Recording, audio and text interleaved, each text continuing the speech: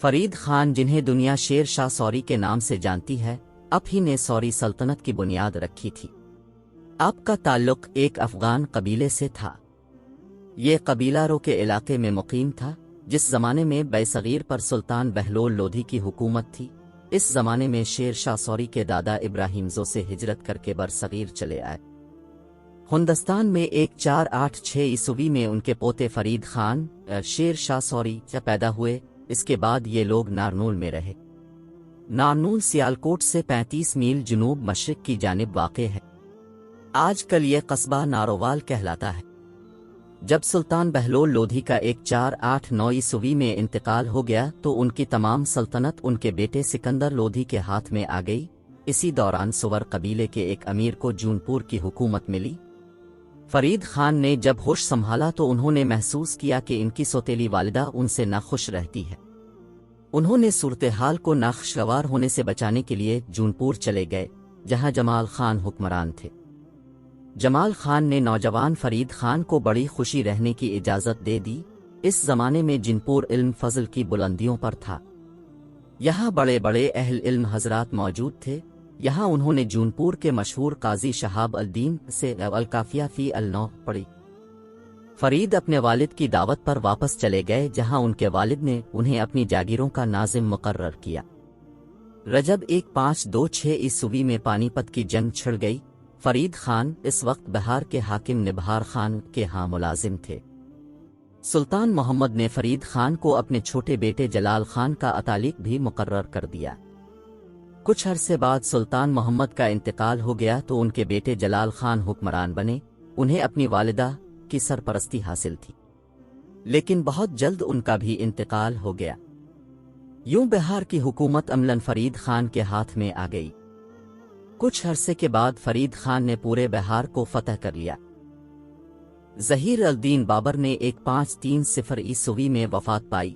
ان کی وفات کے بعد حکومت ان کے بیٹے ہمایوں کے پاس چلی گئی۔ دوسری جانب فرید خان کی سلطنت میں اضافہ ہوتا جا رہا تھا۔ بہار کے بعد بنگال پر بھی فرید خان کا قبضہ ہو گیا۔ اگرہ اور دہلی پر قبضہ کرنے کے بعد انہوں نے شیر شاہ کا لقب اختیار کیا۔ اس کے علاوہ انہوں نے مفتوحہ علاقوں میں اپنے نام کا سکہ اور خطبہ جاری کیا۔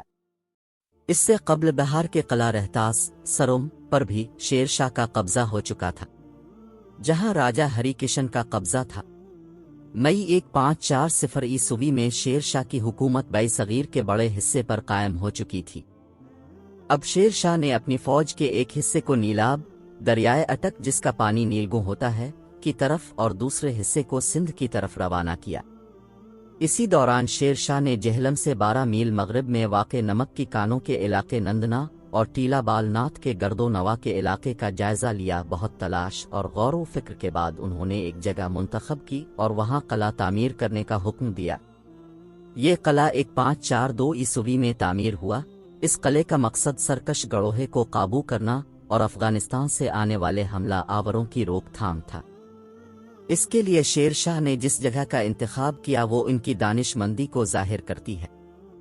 شیر شاہ نے 1542 عیسوی میں قلعہ گوالیار اور مالو پر فوج کشی کی اور یہ دونوں مقامات فتح کیے۔ اس کے بعد قلعہ رنتمبور تسخیر کیا۔ اب شیر شاہ بنگال سے پنجاب کے پورے علاقے پر اپنی حکمرانی قائم کر چکے تھے۔ اس کے بعد انہوں نے اپنے مشیروں سے کہا کہ اب میں اجمیر، ماروڑ اور کالنجر کی طرف توجہ کرنی چاہیے۔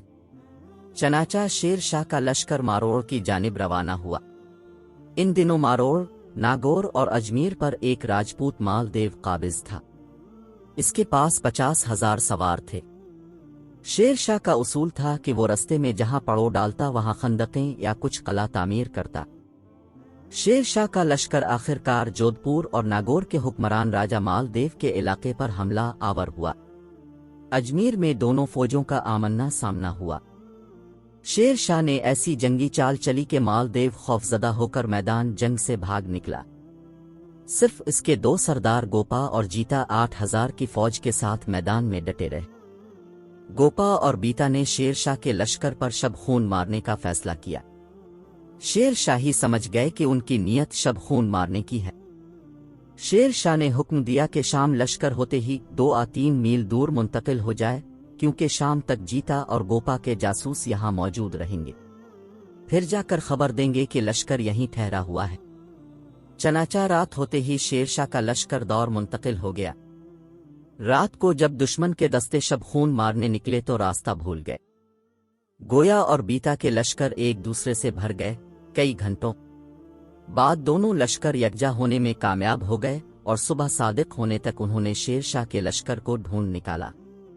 دونوں راجپوت سرداروں نے 5000 سواروں کے ساتھ شیر شاہ کے لشکر پر حملہ کر دیا، لیکن شیر شاہ کی فوج پہلے ہی سے تیار تھی۔ راجپوت بڑی بے جگری سے لڑے لیکن آخرکار انہیں شکست ہوئی۔ اس جنگ میں 2000 راجپوت مارے گئے۔ شیر شاہ نے چند افسران کو ناگوں، اجمیر اور جمود پر میں مقرر کیا۔ 1544 عیسوی میں شیر شاہ نے پھر فوج کو تیاری کا حکم دیا۔ چتور گڑھ فتح کیا، پھر مالو کے سرحدی علاقوں کو فتح کرتے ہوئے کالنجر کی طرف بڑھے۔ کالنجر پر حملہ کرنے کا ایک سبب یہ بھی تھا کہ یہاں کے راجا نے ایک باغی کو پناہ دے رکھی تھی اور شیر شاہ کے حکم کے باوجود باغی واپس نہیں کیا تھا۔ کالنجر کے راجا کیرت سنگھ کو شاہ کی آمد کی اطلاع ملی تو اس نے قلعے کے آس پاس کی عمارتیں مسمار کرا دیں اور خوراک ذخیرہ کر کے قلعہ بند ہو گیا۔ یہ قلعہ ہندوستان کے مضبوط ترین قلعوں میں شمار کیا جاتا تھا۔ شیر شاہ کی فوج نے اس قلعے کا محاصرہ کر لیا۔ شیر شاہ نے قلعے کے آس پاس اونچے برج بنانے کا حکم دیا۔ یہ برج اس قدر اونچے تھے کہ قلعے کے اندر لوگ نظر آنے لگے۔ یہاں محاصرہ طول پکڑ گیا، لیکن راجا کیرت سنگھ نے ہتھیار نہ ڈالے اور یوں 6 ماہ گزر گئے۔ 21 مئی 1545 عیسوی کو شیر شاہ کے حکم پر آتشی بموں سے حملہ شروع ہوا۔ خود شیر شاہ ایک مورچے پر کھڑے اپنے سپاہیوں کو ہدایات دے رہے تھے۔ گولہ باری کے دوران اتفاق ایک گولہ قلعے کی دیوار پر لگا اور پلٹ کر واپس اس جگہ جہاں شیر شاہ کی فوج نے بارود کا ذخیرہ کیا ہوا تھا۔ اس گولے کے پھٹنے سے بارود میں آگ لگ گئی۔ شیر شاہ اسی ذخیرے کے پاس کھڑے تھے۔ شیر شاہ جھلسی ہوئی حالت میں اپنے خیمے تک پہنچے۔ انہیں فوراً اٹھا کر انہیں ان کے خیمے تک لایا گیا۔ شیر شاہ شدت کرب سے بے ہوش تھے، لیکن ہی انہیں ہوش آتا تو کہتے ڈٹے رہو، آگے بڑھو۔ بار بار تاکید کرتے کہ جب تک قلعہ فتح نہ ہو آگے بڑھتے رہو۔ اگلے دن عصر کی نماز کا وقت ہوا تو قلعہ فتح ہو گیا۔ شیر شاہ کو جب فتح کی خوشخبری سنائی گئی تو وہ سخت تکلیف کے عالم میں تھے، لیکن ان کے چہرے پر مسکراہٹ پھیل گئی اور ان کے لبوں پر کلمہ جاری ہوا۔ 22 مئی 1545 عیسوی کو اس عظیم حکمران نے دنیا کو خیر آباد کہا۔ انہیں سہسرام میں سپرد خاک کیا گیا۔